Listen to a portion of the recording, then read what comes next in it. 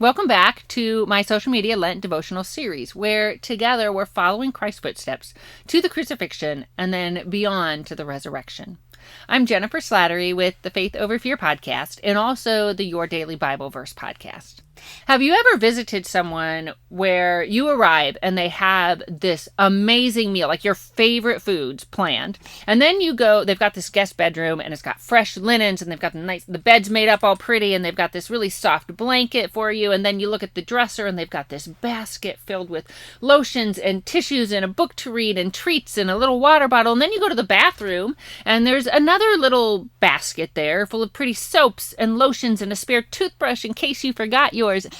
And that feels so special, doesn't it? Or have you encountered the opposite, where you go visit someone and maybe they're not there when you arrive, and there's no groceries, no preparation, you're not sure where you're going to sleep, and you're wondering, like, did they forget I was coming? Do they even care that I'm here? Both make a statement on our souls, right? When my daughter was in college and I knew she was coming home for the weekend, it was super important to me that I purchased her favorite food. She loved pomegranates. I would purchase her favorite food and I would make meals that I knew she would enjoy, and I would make sure that her bed had fresh linens, and I would clear my schedule so that I could spend time with her, because I wanted her to know that I was glad she was home. I was glad to spend time with her. I had a friend, she was telling me how she had experienced the opposite when she was a young mom in her early 20s, and she would go home and she would arrive at an empty house and there would be no groceries in the fridge and she wasn't sure where they were supposed to sleep. And she felt unloved, unappreciated, unwanted, unvalued.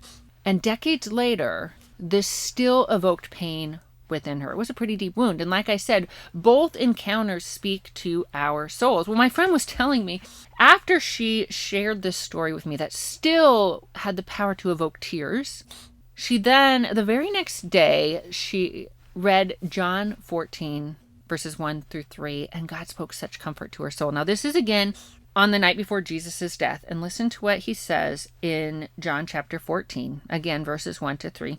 Do not let your heart be troubled. Believe in God. Believe also in me. In my Father's house are many dwelling places. If it were not so, I would have told you, for I go to prepare a place for you.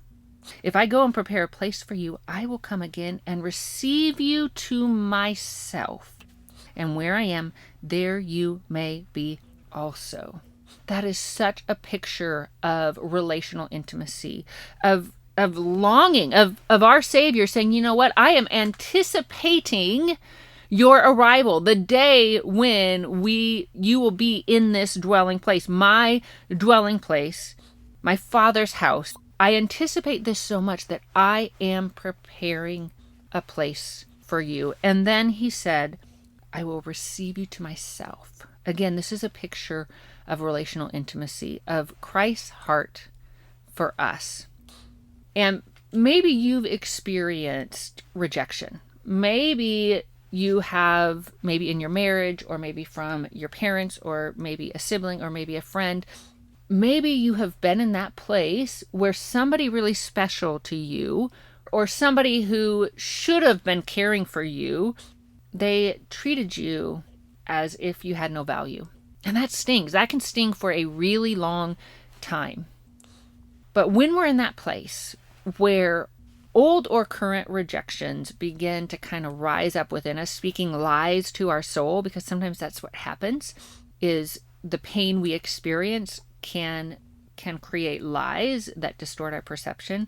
When we're in that place where we're wounded, where we're hurting, where we're feeling rejected or discarded, may we reflect upon what Jesus said here, that he is preparing a place for us and he will draw us to himself. He will never reject us. He longs to be with us. And may we receive healing and comfort from his consistent love and care.